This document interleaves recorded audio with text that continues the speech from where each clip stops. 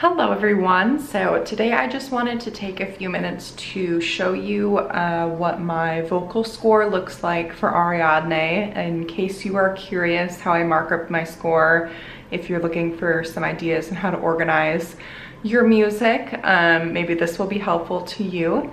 So here goes. Okay, so one of the most awesome things about this opera is that they're using the version that's off of IMSLP. I don't know how many versions are out there, but for me that meant that I could just print it instead of buying a score, which can cost a lot more money. So I printed the entire vocal score off of my printer at home with paper that I had and ink that I had. So it literally cost me $0 to print the score. And then, as you can see, I have put it in a simple black 3-ring binder that I got at Target, I think for $2 or $3. Nothing too fancy there. I know a lot of people had also bound their scores. You can certainly do that as well. I just chose not to because it can take some time for it to get bound. And can possibly cost a little bit more just depending on where you're having it done. So I opted to just print it out myself and 3-hole punch it. These first few pages I messed up a little bit. That's why you see a few holes. And then just stick it in a binder. And then as you can see, I have tabs all along the side here. I like these thick plastic ones. I don't have to worry about them ripping. They're just really durable and I'm a fan of those. I have 2 different colors, blue and green. The reason for that is I decided to just kind of take a look at another role while I was learning Echo, because she isn't in so much of the operas. She's more of a supporting role. So I have blue for Echo and green for Zerbinetta. Honestly, you can see as I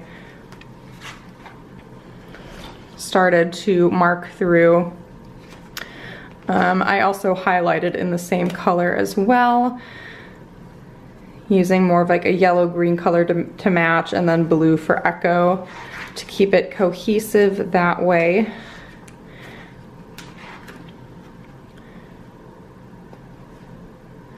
And then I just have a simple divider for between the prologue and the opera within the opera.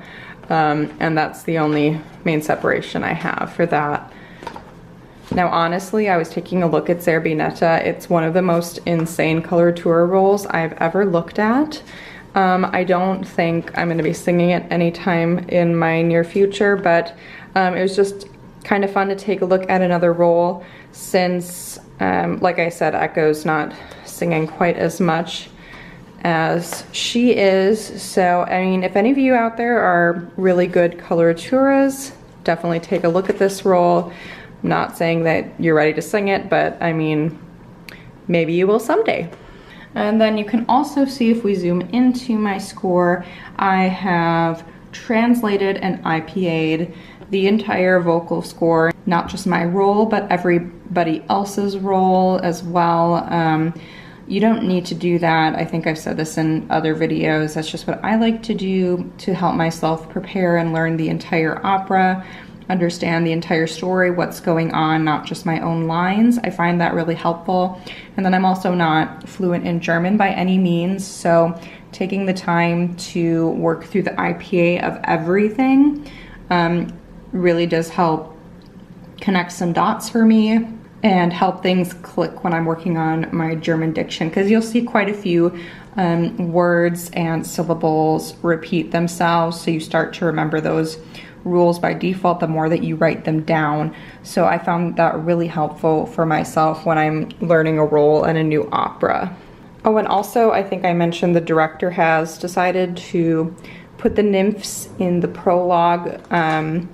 Just staging wise, we don't have any music in the prologue, but it is kind of helpful that I decided to print the entire thing, translate the entire thing, because now I know what's going on during the entire prologue, and I can react appropriately when we are on stage and interacting with those other characters. So it's kind of helpful that I ended up doing that before I even knew that I was going to be in the prologue. And then when it comes to staging, honestly, I keep it pretty simple. I just like to dog ear the pages that I have staging notes, and then I just take a pencil and write in my staging in the region of the musical spot it happens. I know a lot of people like to use post-it notes, and that's perfectly fine too. I'm just worried about covering up other music, and for me visually I don't think it's helpful, but I know a lot of people prefer that option, but I just like to keep things simple. You can see I don't use a ton of highlighter. Also, I mean, I just highlight the name of the character that I'm studying or looking at on the side here. Some people like to highlight the entire line. I mean, just do whatever works better for you. I just prefer less color, I should say, to look at, because I do write quite a bit in pencil all over the score, but just having tons of colors I personally find distracting. So I just like to keep it more on the minimal side. But that's pretty much what my score looks like. If you guys like this video, please do give it a thumbs up, leave a comment down below if you have any questions, or if there are other things that you like to do with your score that you find particularly helpful. And make sure you're subscribed if you'd like to keep up with more videos like this one, and I will talk to you all very soon. Bye.